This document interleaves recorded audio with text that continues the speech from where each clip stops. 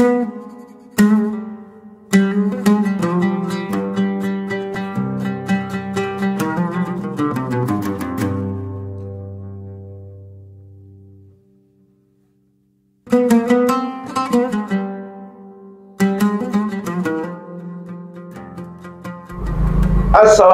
warahmatullahi wabarakatuh. Waalaikumsalam. Ya, selamat sore, salam sejahtera. Ketemu lagi dengan gua Dawai Bonser. Kali ini gua bersilaturahmi ke daerah Gang Masjid Cisalak, Depok. Dan ini langsung dari tahun 2022 gua kontak. Akhirnya 2024 gua main ke rumah dia. 2 tahun. Gila, 2 tahun. Karena waktunya akhirnya ketemu di Bonser Ruahan, kita ngobrol janjian, bersilaturahmi, dan kebetulan sekarang kita menyambut di bulan Ramadan, dan temanya pas banget. Gue main ke rumah narasumber gue ini untuk bercerita tentang hijrahnya dia dan seperti sekarang, dan tentang makna bulan Ramadan. Untuk alumni Bonser udah nggak aneh, udah nggak kaget, sering seliwaran di dunia acara Bonser, terutama yang di bidang acara-acara berhubungan dengan religi. Dan kali ini langsung kita wawancarai, ya, kita tanya narasumber berikut ini. Langsung aja saya letak buat penonton setia Bonser Channel. Assalamualaikum warahmatullahi wabarakatuh. Waalaikumsalam warahmatullahi wabarakatuh. Salam hormat semua buat penonton setia Bonser Channel. Ketemu dengan Ane Muhammad Muslim, nama mah. Cuman biasa dulu dari kecil dipanggilnya Culim gitu. Jadi teman-teman nggak kenalnya ya Culim aja manggil. Sampai sekarang juga masih Culim-Culim aja. Sampai ente punya anak masih Culim juga kalau teman-teman gitu. Itu panggilan kecil lah. Salam kenal semuanya, mudah-mudahan sehat, berkah, amin ya rabbal alamin. Ya, gimana kabarnya Tot? Alhamdulillah. Sehat ya? Sehat, alhamdulillah. Kita dari Roahan berarti 2 minggu kemudian. 2 minggu. Nah, Satul ini salah satu alumni Bonser Millennium. Millennium yang informasi dan sering kita temuin, kok Millennium Bonser banyak ustaz. Iya, udah. Salah satunya dia nih. Tadi ya, Ustaz Marwan, ya kan? Rata-rata di Millennium dah. Nah, mungkin teman-teman di Bonser atau penonton komunitas sistem pengen tahu di posisi sekarang kan, posisi sekarang jadi orang nganggapnya ustadz lah, guru ngaji. Iya, bisnisnya juga bisnis umroh, ya kan? Amin. jadi travel umroh.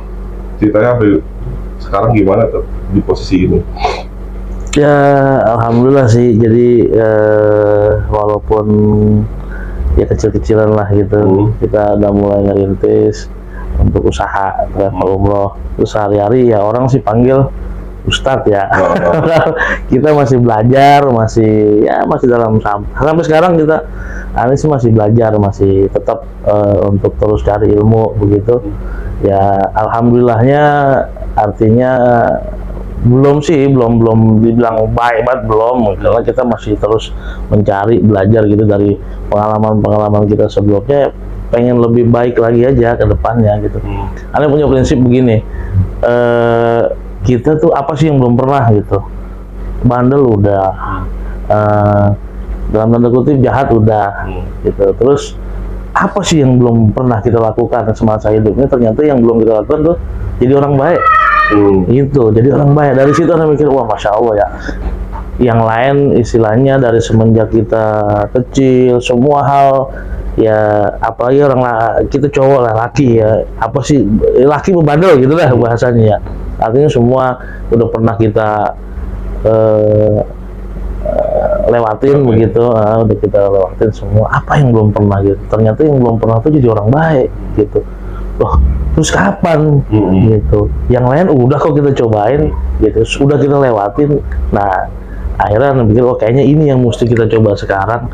Ane mau coba jadi orang baik gitu. dan masih proses belajar, bukannya kita sekarang udah baik. Iya, sampai tua, sampai benar, karena benar. Cuman emang ada titik yang ente serius banget untuk mendalami agama seperti ini ada. Alhamdulillahnya nih ya, alhamdulillah ya, berkah orang tua sebenarnya, berkah orang tua. Karena memang dari kecil sebenarnya fondasi udah dibangun begitu, basic dari kecil udah dibangun sama orang tua aneh nih, udah di, bahkan ada satu filosofi yang baru aneh sadar tuh setelah kita udah dewasa gitu, di masa-masa transisi lah ya, kita dari SD ABG gitu kan udah mulai tuh ngikutin pergaulan luar gitu kan. Nah orang tua tuh aneh manggil babak, nggak banyak komentar, dia cuma bilang begini sih, ya lu mah anak laki gitu, bahasa Betawi gitu, lu mau orang laki, langkah lu panjang gitu, langkah lu mau panjang jauh, lu orang laki. Cuman pesan gue inget satu, lu mau bagaimana kek, lu mau di mana kek, lu mau bertingkah lagu apa kek, sholat jangan tinggal, gitu doang. Dia cuma bilang begitu, sholat jangan tinggal gitu, lu mau bagaimana kek, jangan tinggalin sholat, begitu. Itu yang apa namanya aneh pegang tuh pada saat, oh ya udah, walaupun aneh main kemana, waktunya sholat aneh sholat gitu. Nah dari situ, walaupun akhirnya kita berjalan, namanya perjalanan pergaulan kan nggak selalu lurus ya, pasti ada sisi kita belok gitu kan. Nah dari situ akhirnya berpikir, oh iya gua sholat tapi kok gua begini, malu gitu. Dari situ tuh mulai, oh ternyata nih orang tua ngasih pesan itu sebenarnya tersirat nih. Pantesan dari nggak pernah nih diomelin, oh bandel nggak pernah kita sama orang tua, cuma bilang lu mah orang laki gitu, yang penting jangan tinggalin sholat, jangan tinggalin sholat. Ternyata sholat itu menjadi benteng buat kita. Di situ tuh, dan itu kita baru berasa setelah orang tua udah nggak ada. Artinya masya Allah banyak sebenarnya di situ hikmah yang bisa kita ambil dari perkataan yang sebenarnya simpel, yang penting jangan tinggalin sholat, begitu. Ternyata dari situlah titik awal berpikir, oh ternyata ini orang tua dengan kalimat yang singkat gitu banyak hikmah di dalamnya, nasihatnya lebih banyak yang tersirat sebenarnya. Oh masya Allah, dari situ berpikir tuh, oh iya ya, gue sholat tapi gue begini, gue sholat tapi tetap melakukan ini ya. Ada rasa akhirnya di situ, malu. Titik awal di situ sebenarnya. Akhirnya dengan sendirinya berjalan, mengalir ketemu lingkungan yang bagus. Benar, iya. Jadi ya alhamdulillahnya, karena memang dari awal ya, karena mungkin bagian dari tugas orang tua dulu, bapak itu ngarahin semua anaknya tuh diarahin ke agama dulu pondasinya gitu. Kita diarahin ke agama, semua kita lewatin dengan baik alhamdulillah. Begitu mau masuk SMP udah mulai kenal teman dari luar begitu kan, udah mulai ya pergaulan makin luas. Umum. Cuman waktu itu kita dari SD tuh memang sekolah umum, kita madrasah. Oh, gitu. Zaman dulu mah pagi umum. Iya, siang madrasah gitu. Kita dibekalin itu, alhamdulillah. SMP begitu juga. Bahkan dari mulai SMP tuh malamnya tuh kita intensif tuh.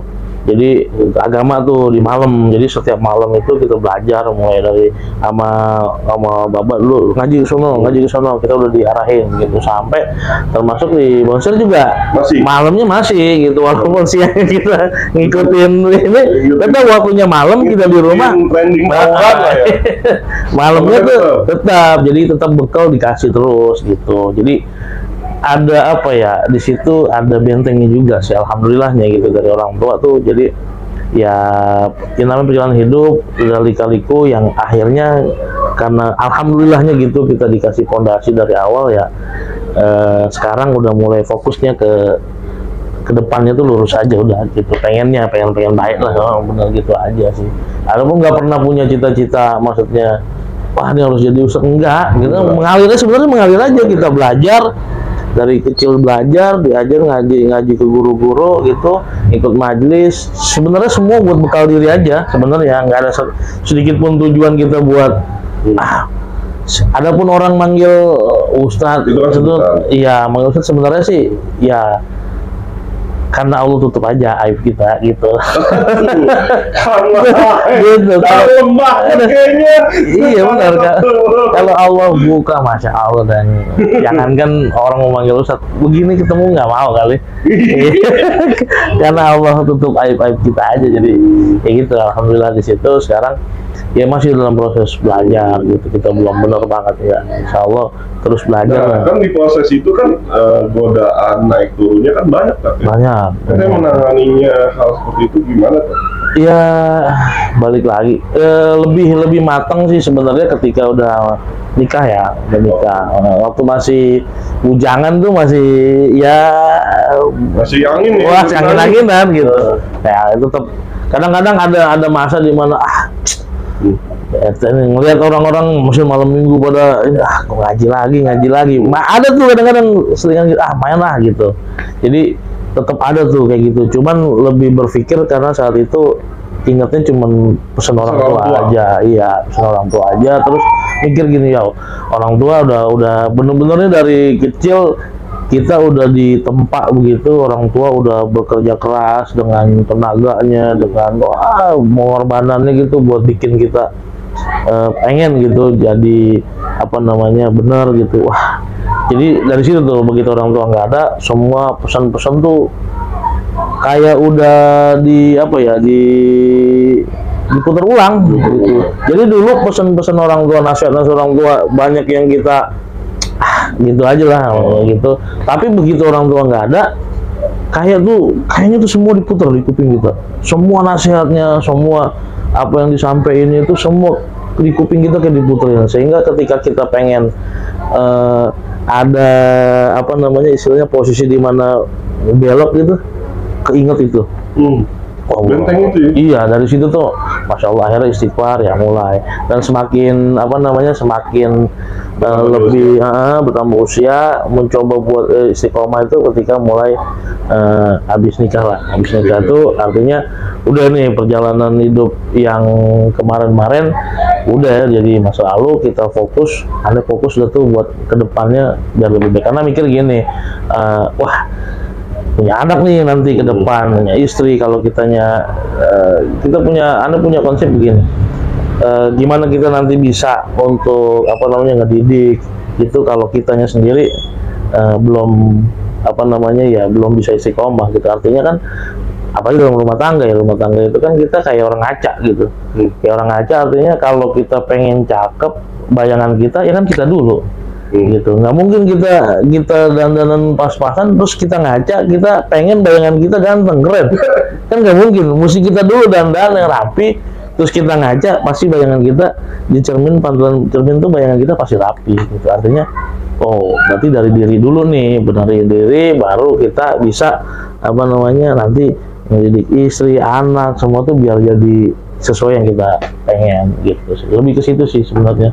Alhamdulillah. Jadi bentengnya tuh di situ. Berarti bentengannya orang tua. Iya, nasihat orang tua, benar. Terus ditambah usia dan usia matang dan itu berkeluarga. Benar. Punya anak. Jadi lingkungannya juga diarahkan ketemunya ya. Ya alhamdulillah, benar ketemunya yang baik-baik gitu. Alhamdulillah di situ. Ya jadi berkah tersendiri lah. Jadi buat kita fokus jadinya di situ. Alhamdulillah.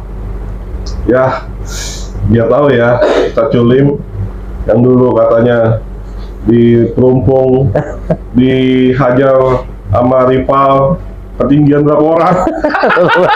Udah berapa orang tuh? Tumpuk-tumpuk kan? Di posisi emang dulu. Trennya masih sekolah, kita terlibat di kondisi emang tawuran yang nggak bisa dihindari ya.